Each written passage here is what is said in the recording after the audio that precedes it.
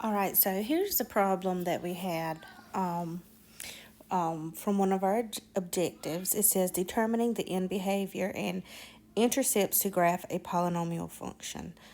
So I'm going to walk you through each one of these, and hopefully this can help a few of you that's having a bit of trouble with this.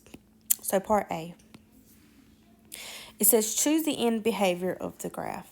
Now, first of all, if you had a graphing calculator, you could very easily graph this and answer all of these questions, honestly. But if you don't have a graphing calculator, that's fine. And for those of you who do not have a graphing calculator, you might want to look at Desmos on the computer because you can graph there. But I don't need a graphing calculator for this.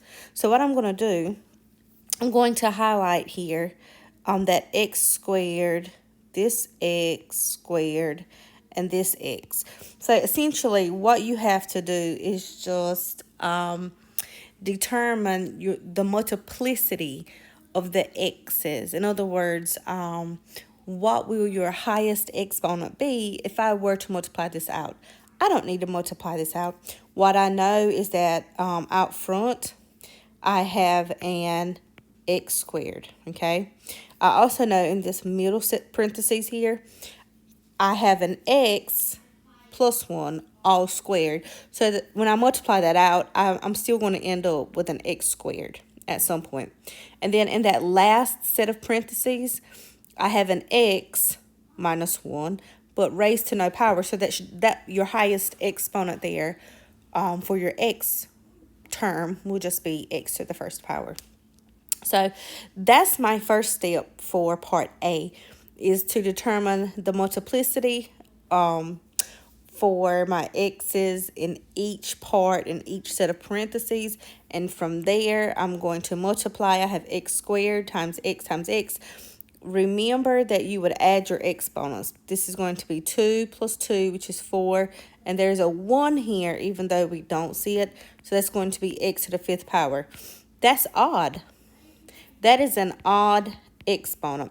So what that tells me is that my ends, I don't know exactly how many turns I'm going to have in there. That's why I put a squiggly line in the middle.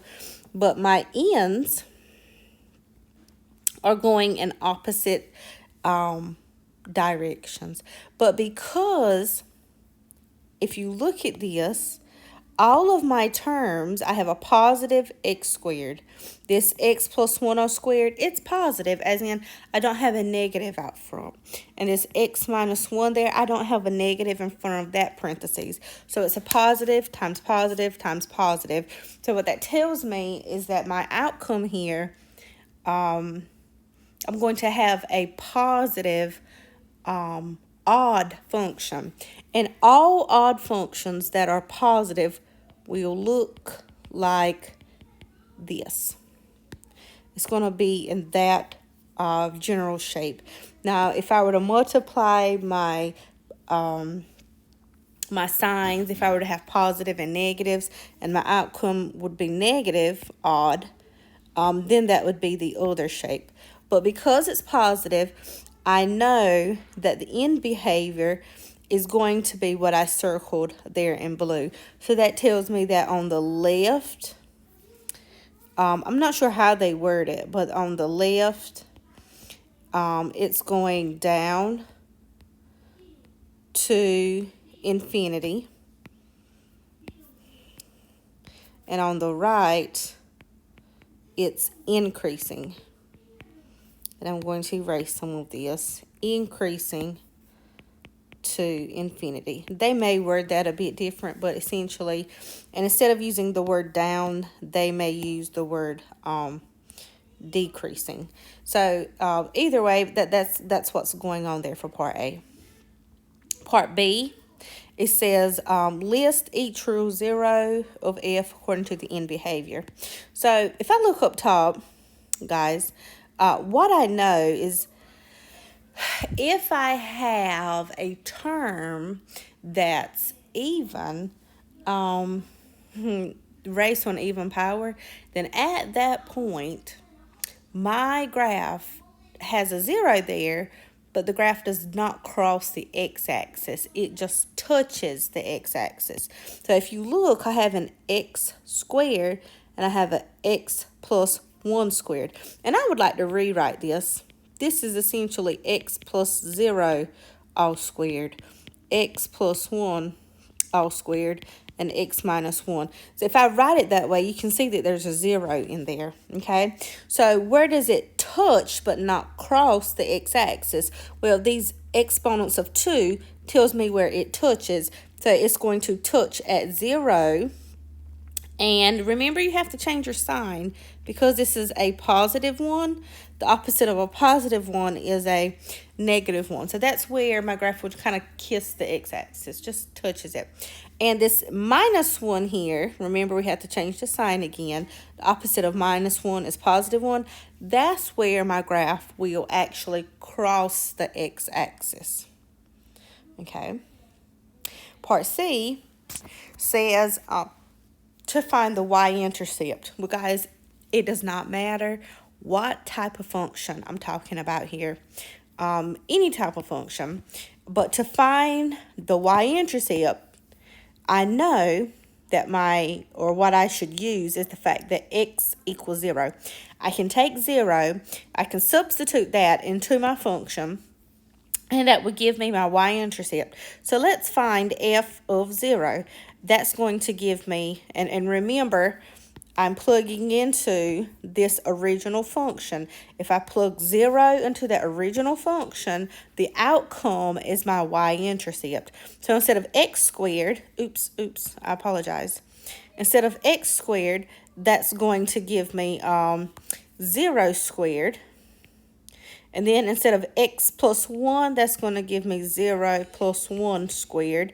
And instead of x minus 1, that's 0 minus 1 squared. So that gives me 0 times 1 squared times negative 1 squared, which is essentially 1 times 1, which is, oh, no. Let's back up. I hope you caught. I'm going to give you a second. I just wrote something wrong. I added something there that I did not need. Did you see it? I put an exponent here that I did not need. There was no exponent up here. So it's okay to make mistakes, just as long as we catch ourselves. So essentially, what that should end up being is 1 times negative 1. And this is all f of 0 equals all of this. So that tells me that f of 0 is equal to negative 1. So what is my ordered pair? Well, this is my x value. This is my y. So my y-intercept is 0, negative 1. Now, I don't have the tool here to actually graph like I would on Alex. I don't think I have. Do I have let's see if I have. I don't have graphing paper, but I'm going to sketch this out and I'm going to walk you through this, how you would do this in Alex. So in Alex, to graph this, to do part B, what you would do first, 1 2 3 4, 1 2 3 4, 1 2 3 4, 1 2 3 4. I think, I'm not for certain, but I think what you would need to do is first determine with these zeros, and you would need to label which ones cross the x-axis and which ones just touch the x-axis. And you kind of need to determine that end behavior. And then once you do that, I think you can pick the shape on Alex and it finishes the graph for you. What I know is that at x equals 0, I'm going to touch the x-axis. At x equals negative 1, I'm going to touch the x-axis. But at x equals 1, I'm going to actually cross the x-axis. Okay, so there's my points. We agreed that on the right-hand side, I am going to increase to infinity. And on the left-hand side, my graph is going to, and I should kind of curve this off just a wee bit, it's going to decrease for infinity. So because at this point I know I'm just touching, and at this point I know I'm just touching, I know that my shape is going to look something like this. It's going to have to curve to get back to that point. I didn't cross, so there's no point there that I could ever go back to the top. So it's the only way, the only shape that graph could take. And again, I'm just touching at 0, so that means my graph is opening down again. But I need to cross at x equals 1, so that means my graph is going to curve and come back up. So that's a general shape. I didn't actually pick points between there, but you can pick points to get actual points here.